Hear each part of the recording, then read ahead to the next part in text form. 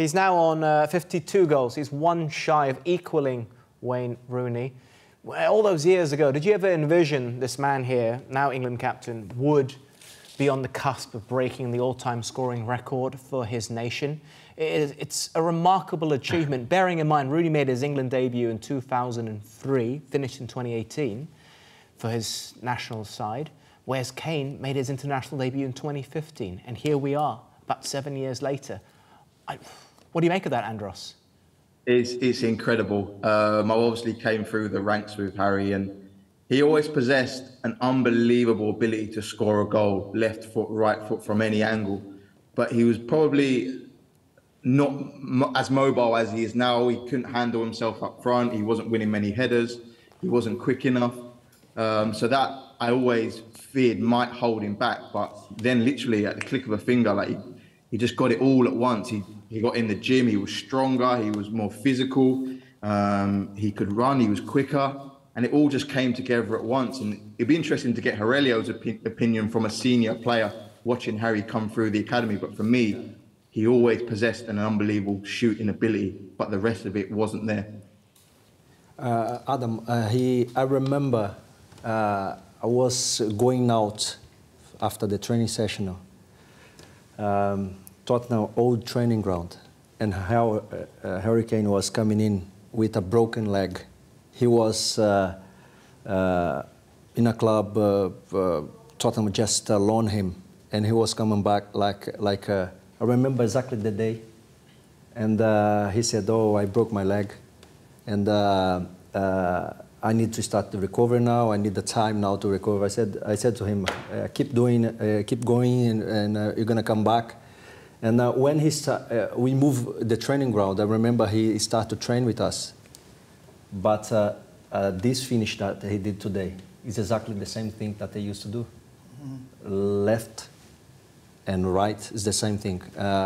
As Angel said, he has been amazing things he started at the Spurs, because he showed that he wanted to succeed. And even it's more than that. He wanted to succeed. You know, he did everything through the academy to be there with the first team. And since then, he has been amazing player for Spurs and also for England. I was here as well. I had a little spell at Spurs, and I remember seeing him training with the second team, let's say. It was like that talent. You could see his movement and the way he was striking the ball. But I couldn't imagine this. Like going into break records week in, week out, and playing that stature, that confidence, that technique. Everything is like well-timed. Everything is very composed, and make better players around him. And the guy that he is, personal. Yeah, personality. His personality. Angels knows better than me, but he's exactly what we see in him doing the interview, the Angels. He's exactly that person. He's always calm, humble. You know, humble, and around the place as well. So he's someone that deserves not only he's achieving things, but he's deserving to achieve it. Yeah.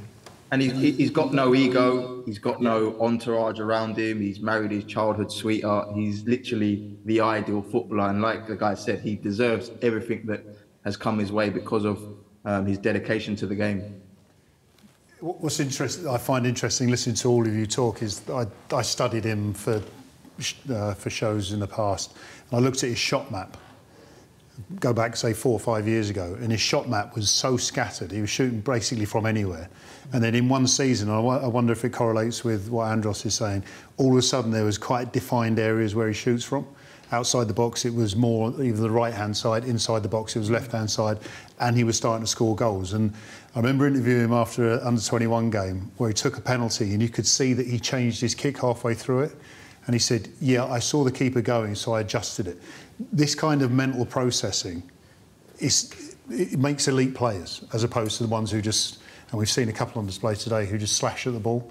Harry said he had a bit of time, but you can't give players like that time because in the end they score goals. This is a fascinating conversation. We have someone who's the same age coming through the system, the older player, another experienced player who's at Spurs, and someone who studied him, coming together, all talking about the England captain.